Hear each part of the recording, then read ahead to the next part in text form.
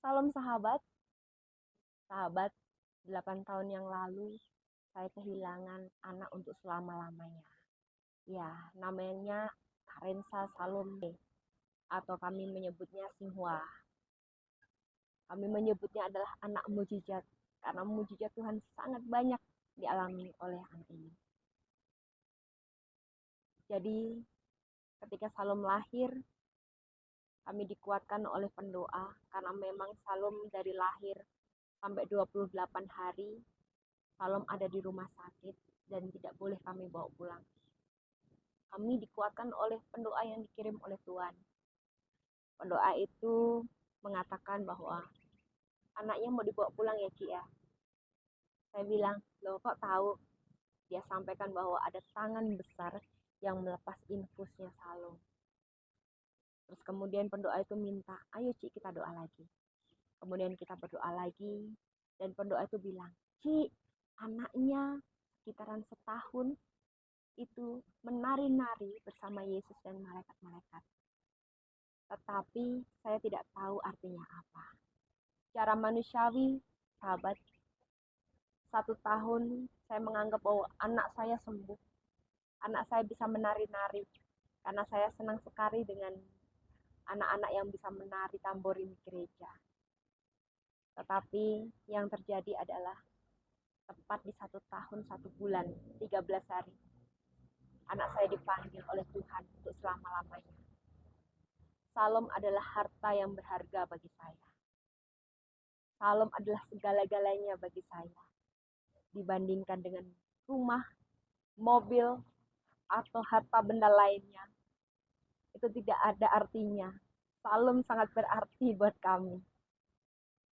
Tetapi yang terbaik sekalipun milikku, yang terbaik sekalipun milik kami, itu ternyata adalah milik Tuhan. Lalu, apa yang perlu disombongkan?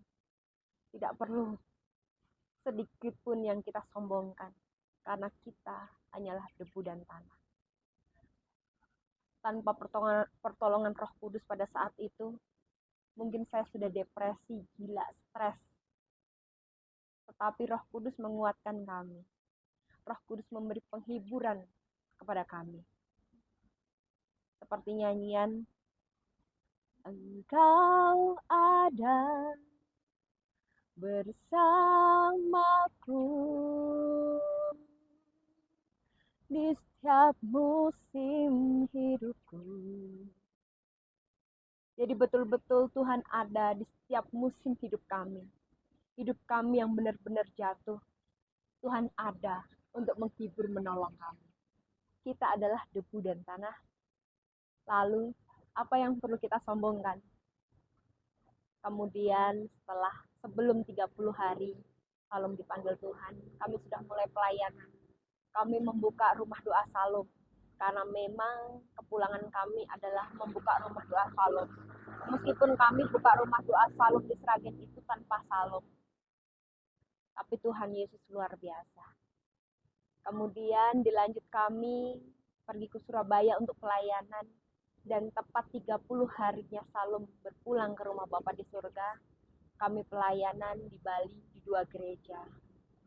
Sungguh besar kasih karunia Tuhan atas kami. Sahabat mengira pasti karena kami hebat. Bukan karena kami hebat. Tapi Tuhan kami yang hebat.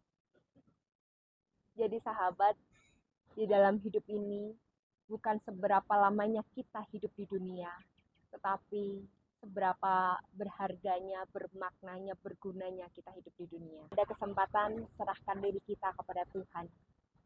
Karena seperti Rasul Paulus katakan, hidup adalah Kristus dan mati adalah keuntungan.